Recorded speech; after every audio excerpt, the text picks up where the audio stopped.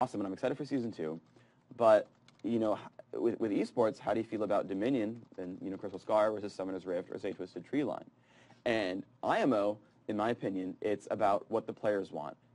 It's about, you know, what do you guys want to play and what do you guys want to see played? You know, certainly you guys have made so far the choice to play Summoner's Rift over Twisted Tree Line. That's been the more popular map and the more popular esport. If Dominion just takes off and basically just, you know, consumes League of Legends and everyone plays Dominion, I mean, people want to watch Dominion tournaments, and the players want to play Dominion tournaments. Right. If that's where you guys go, that's where you guys go, and that's what you guys do. It's entirely actually up to you guys.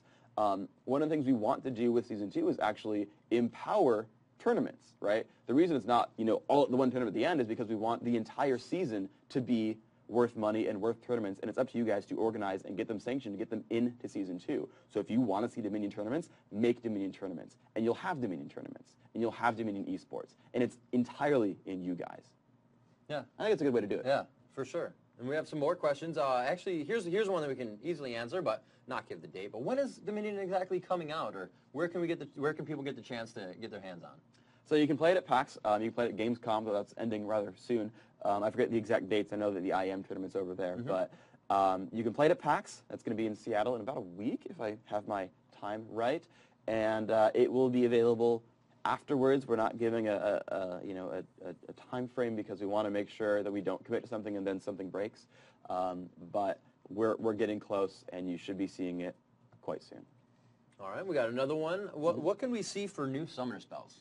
For new summoner spells, so we have 2 new summoner spells on the map, and it is Promote and Garrison. Promote, if you see the minion waves, it spawns 1 melee guy and 2 ranged guys. It converts the melee guy to a super minion. He gets really big and beefy. If you don't actually fight that guy, they will definitely capture the point for you. And of course, the ranged minion is kind of unchanged. We also have Garrison, and Garrison is a tweaked version of Summoner Fortify from Summoner's Rift, and that will affect an allied or enemy capture point, and it will either make your allied point regenerate health really quickly, and the turret will attack faster, or it will make an enemy point deal significantly reduced damage to allow you to capture that by pressing on. And we are actually into champion select, Indeed, so I guess we don't get any more questions because we do, in fact, have people picking champions to play a new game. We'll have more, though. We will. We are checking them out all day long. So we're going to see different team comp here. We definitely have people switching up. We'll see a lot of the styles of different characters that just are based on a lot of life or shield, like Mord. A lot of people want to see Mord on this. I mean, Mord's always that guy that, like, he's got a shield. He never dies. He gains a lot of health with his ulti. I mean, you start at level 3, so you pretty much have everything to create your shield right off the bat. Stuff like that. I mean, everybody can start off at level 3, so you can also negate that. So, you know, there's always a lot of things that people are thinking about, but then you got to be like, everybody else has the same, plus a lot of money. So there, you can mitigate Mord right away, or you can choose to be faster than Mord and not even have to deal with it. It's true. You know, things like that, or any other character, not just point out Mord, but things like that. We also have, you know, Rumble can W around the map. That doesn't cost him anything. Speed is very big on Dominion.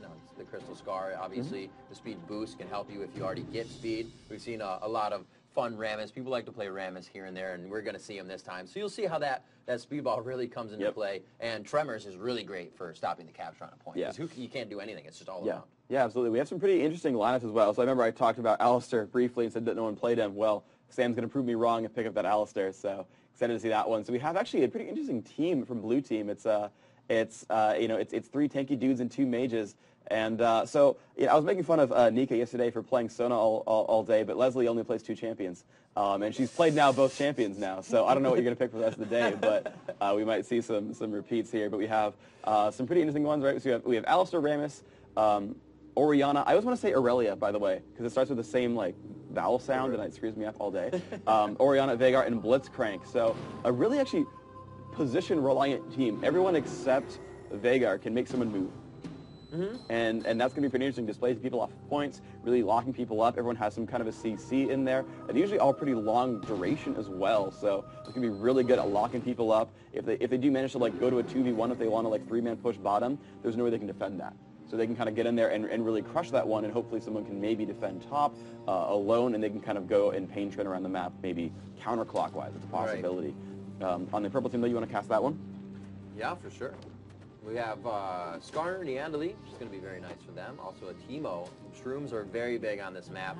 Obviously, you know, Shrooms are big on Summoner's Rift, and they come into play even more here because they can stop multiple people from capturing a point if you lay them all around, kind of like Caitlyn traps. It's just really a nuisance and something you don't want to deal with. You can see the bridge, completing itself as the Nexus charge up on both sides. Everybody's got their buys on, and it looks like we got everybody's skills leveled up. Wukong is up as well. Wukong, actually a pretty sweet character to have on this one. You can kind of just leave your clone there, and it still attacks. So that's, stopping a capture point, you're back into the fight. Warwick is very good for this to suppress and assist and sustain it. Very cool. I like seeing Skarner on this map as well, because he can just kind of shoot his skill shot around, run away, pull you out of the capture point, and do what he has to do. So we're going to see this right off the bat. Rammus in the speed shrine, and he will head top to be the first one to capture that point, but it looks like it's going to be a pretty good battle. Veigar and Orianna on the 2 left points, and Poppy and Teemo will not be in this fight as well. Yeah, looks like Rammus was the first one to try to capture that one, but the enemy team showed up in time, and they're going for that battle right now. Skarner seems to be the center of attention, but now it looks like it's going to be Warwick getting hit quite a lot. Skarner trying to run away, but getting knocked up by Alistair. That will be a definite kill. Good job there. Alistair doing a wonderful job. Getting chased around by Poppy. Going to try to stay alive. Poppy has been exhausted, and the team is there. So it's going to be a 4 versus 3. Wukong going for the damage up. It looks like Alistair will, in fact, fall. Good kill. A pickup back there. And some more damage, though. Poppy doing some good pain. Rammus will heal. They're going to be safe for now, but he's still moving back and forth. Wukong going to take a dark matter to the face. That Rainbow. Leprechaun Veigar doing some cool stuff. And Warwick in the middle of the team getting knocked up, getting pushed around. And there's a nice stun coming out from Veigar. Will they pick up that kill in time?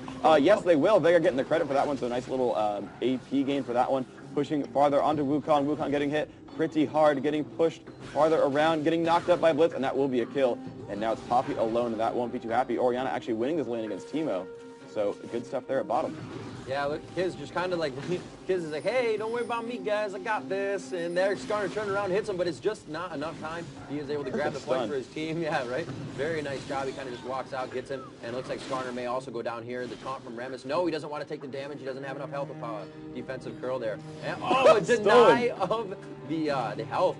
Nice, very job there from Sam, knowing that Skarner was going for that health and denying him the resources. Nice job, and good kiting from Alistair too. He would cast a spell, then he would move forward and swing, which made Tremors hit all the time, and he kept staying in range for his attack, so it was a really, really good job from Alistair. Now pushing around onto that Warwick, pushing him into the speed shrine in case he didn't get it the first time, playing a little bit of, friendly camaraderie there. Say, hey dude, in case you're not fast, here you go.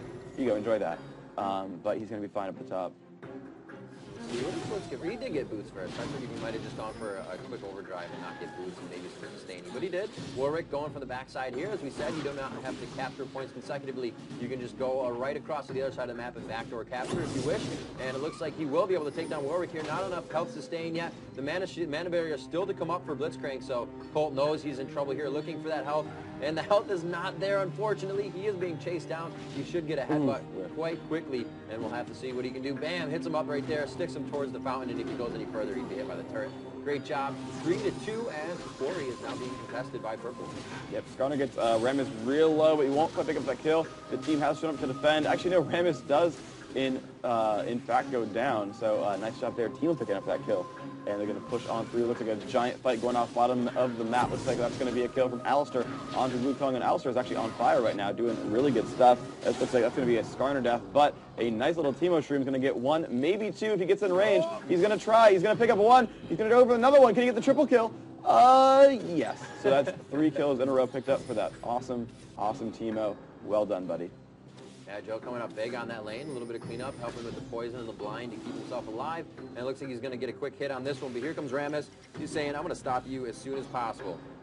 And he knows he didn't have to go out there to continue that fight. He wants to stay by his turret. Your capture point, you can see it slowly creep back up into full health. It's about 55% right now, and that's really a big advantage for the purple team coming up here. They have a lot less time to capture, especially with the minion wave, and the quests have just spawned into the focus changes.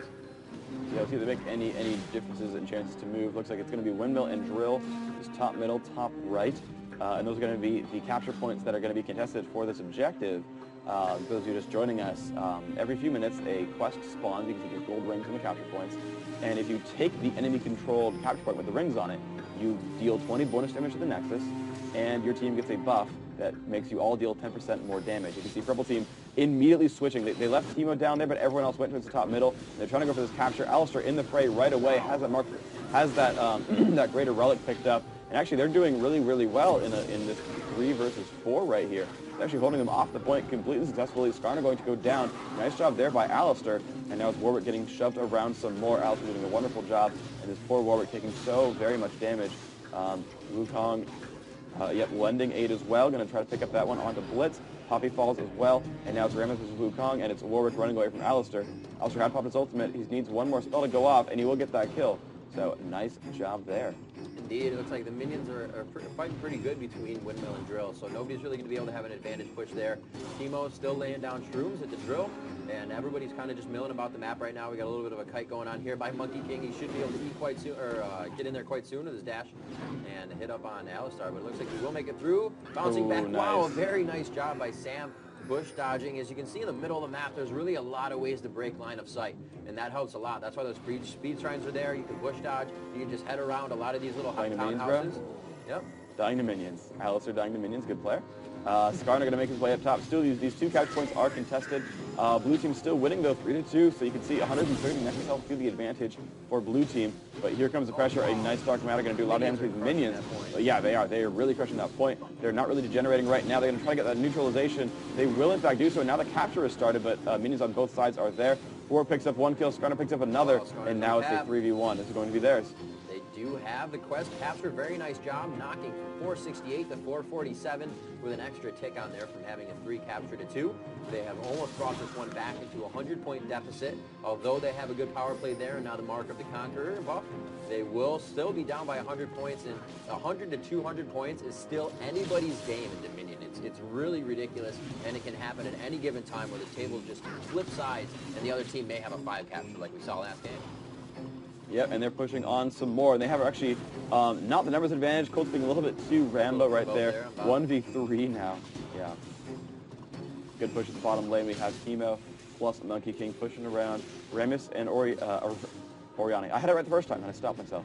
But yeah, looks like Warwick did pick up that one kill on Blitzcrank before he died, so good job right there. But looks like the left-hand side is secure. Corey still aggressive, though, so we've got to be a little bit careful. Teemo staying trolling is actually planting shrooms on the health relic spots.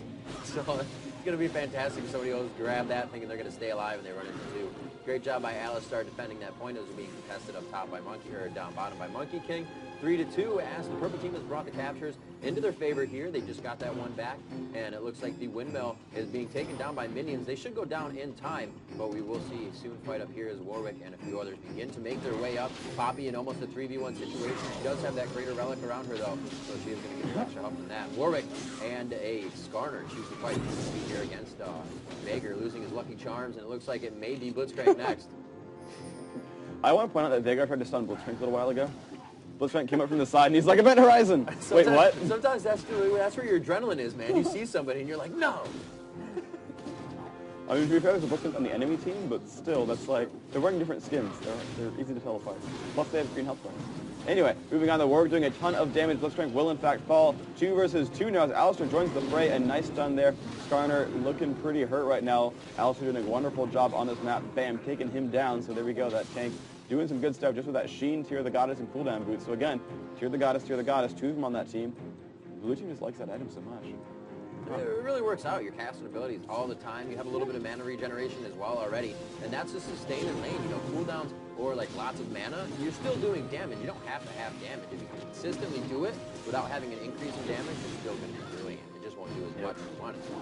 So here we go. Kismet moving out, going down for the event horizon. He will be able to shut down Wukong. May be able to get it. Yeah, he kind of just dashed through him. Oh, and popped up last time. Very nice job there. And you'll see as Kismet gets to the 3rd step about, he'll start to gain health back. But that was perfect, though. You saw that Wukong just pushed and pushed and pushed relentlessly. Let himself die, because Colt the entire time is capturing that point. And that was the exact right play, right? He said, you know, I'm just going to fight, I'm going to die. It's okay. I'm buying time for my team, and that was perfect. So that was a wonderful little tactical decision there. Again, Kismet trying to stun his own team. Alistair walks through it, though. Pretty safe. And here comes some pain. A taunt on Warwick. Warwick looks very unsafe. Skarner going to pull Kismet back into his team, or into that capture point, though. That turret doing some nice damage. But yeah, 1v4, not really that well. So that's a fall. You see Rammus doing the sweet little movements right there. You look at that. Rammus looking awesome. 3-2, though. Purple team still in the advantage, and bam, 310 to 308. Purple team now winning the game. Yeah, that's what, as you were saying, Rammus doing some moves. That's one of my favorite things here is, you know, it's not that they took the time, it's that they thought it would be cool. Every champion has a different capture animation, and that's amazingly awesome. It becomes alive as the map. You see Rammus focusing here, he puts his turtle shell down, and he whips it up, and he throws his arms out, trying to capture that point. And we see Poppy coming in here. She is going to be going for Vagar. She will get a nice hit off there, possibly pushing Vagar into the wall, but he goes ahead, quickly throws up the Event Horizon back to the capture. And you